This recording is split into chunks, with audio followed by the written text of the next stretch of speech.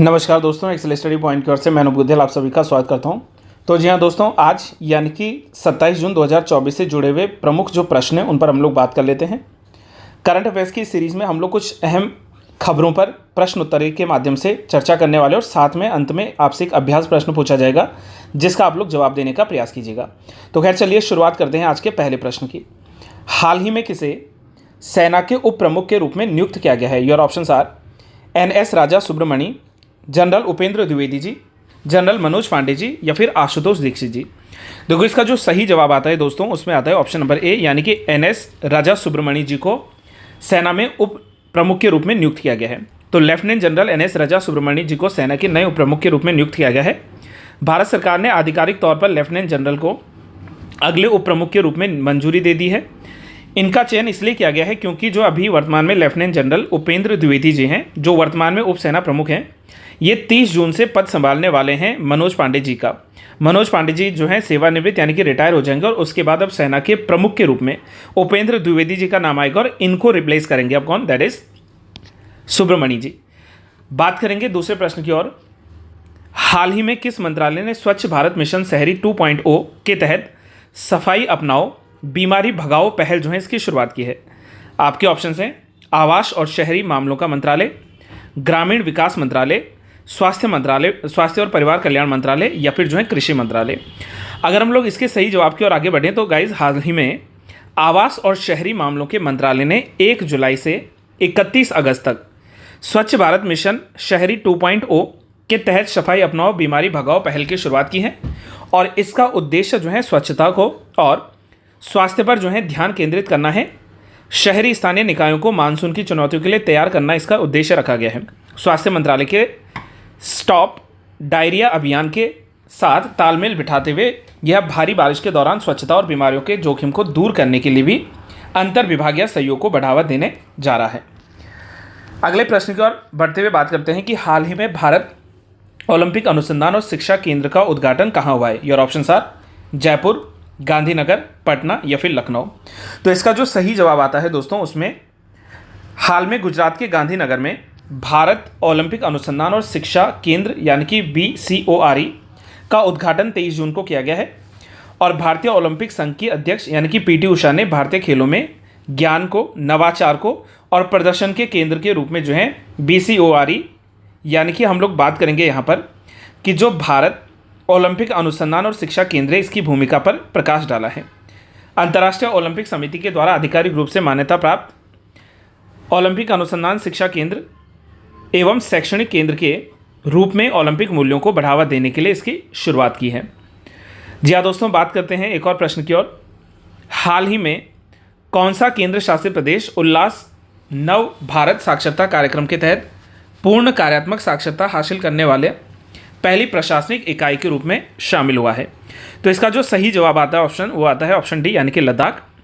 लद्दाख उल्लास नव भारत साक्षरता कार्यक्रम के तहत पूर्ण कार्यात्मक साक्षरता हासिल करने वाला जो है पहली प्रशासनिक इकाई के रूप में नामित हुआ है। उपराज्यपाल डॉक्टर BD मिश्रा जी के द्वारा घोषित यह उपलब्धि 97% लिटरेसी यानी कि साक्षरता को पार कर चुकी हैं।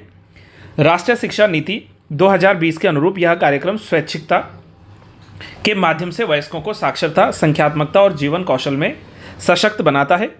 देश भर में 77 लाख से भी अधिक लोगों को लाभ हुआ है, जिसमें से 1.29 करोड़ शिक्षार्थी और लगभग 35 लाख जो है स्वयंसेवी शिक्षक उल्लास मोबाइल ऐप के माध्यम से जुड़े हुए हैं। अगले प्रश्न की ओर आगे बढ़ते हुए हम लोग बात करेंगे। हाल ही में खबरों में रहा साइपन द्वीप किस महासागर में स्थित है? Your options are Indian ocean, Atlantic ocean, southern ocean या फिर जो है पैसिफिक यानी कि प्रशांत महासागर। इसके सही जवाब की बात करें तो इसका सही जवाब है ऑप्शन डी, यानी कि प्रशांत महासागर। आपको बता दूं जूलियन असांजे जो हैं इनको उत्तरी मारियाना द्वीप समूह की राजधानी यानी कि साइपन में एक अदालत में पेश किया जा रहा है, जहां वे एक आरोप के दोषी करार दिए जाने और ऑस्ट्रेलिया लौटने के लिए तैयार हैं।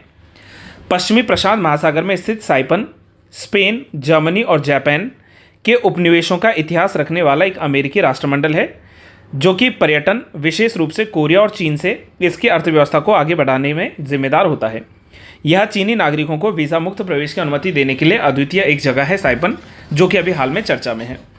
बात करेंगे अगले प्रश्न की ओर कि हाल ही में 43वें विश्व चिकित्सा एवं स्वास्थ्य खेल कहाँ पर आयोजित किए गए हैं? योर ऑप्शंस आर चीन, फ्रांस, भारत या जर्मनी। तो इसका सही जवाब जो है दोस्तों वो है ऑप्शन बी यानी कि France.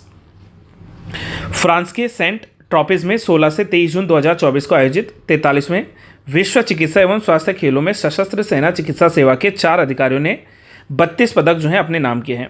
Lieutenant colonel Sanjeev Malik, major Anish George, captain Stephen Sebastian और कैप्टन डानिया जेम्स जो हैं इनके सामूहिक रूप से इन्होंने 19 स्वर्ण पदक, 9 रजत पदक और 4 कांस्य पदक जो हैं अपने नाम किए हैं।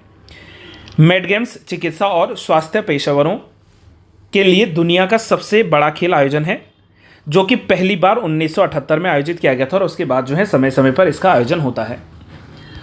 अब बात करेंगे आज के अंतिम प्रश्न की। हाल ही में समाचारों में रहा अफ्रीकी स्वाइन बुखार का प्रेरक एजेंट क्या है? मतलब ये बैक्टीरिया से फैलता है, कवक से फैलता है, वायरस से फैलता है, प्रोटोजोआ से। तो इसका जो राइट आंसर आता है वो आता है ऑप्शन नंबर सी यानी कि वायरस।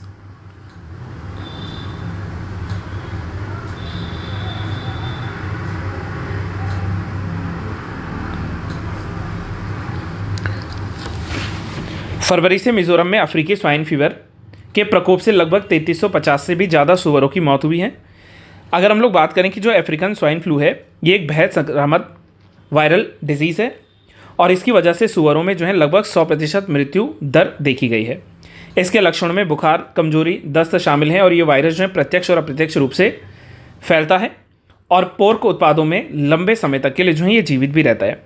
उप सहारा अफ्रीका में पाए जाने वाला यह वायरस लगभग 2020 में अगर हम लोग बात करें तो भारत में पहुंचा था। इसका कोई इलाज या टीका अभी तक बना नहीं है, इसलिए इसके प्रसार को रोकने के लिए जानवरों को मारना जरूरी होता है। अब अंत में बात कर लेते हैं आज के अभ्यास प्रश्न पे। हाल ही में किस देश ने मीडिया पर राजनीतिक दलों और संगठनों की गतिविधियों पर रिपोर्टिंग करने पर प्रतिबंध लगा दिया है? Your options are Mali, Rwanda, Kenya और सोमालिया। तो जी हाँ दोस्तों, आप इसका आंसर कमेंट बॉक्स में ज़रूर लिखिएगा। अगर आपको वीडियो अच्छी लगती है तो वीडियो को लाइक कीजिए, वीडियो को ज़्यादा से ज़्यादा शेयर कीजिए और अगर आप लोग अभी तक चैनल से नहीं जुड़े हो तो चैनल को सब्सक्राइब करना ना भूलें। Till then have a good day to all. Thank you so much. Keep trying and keep learning.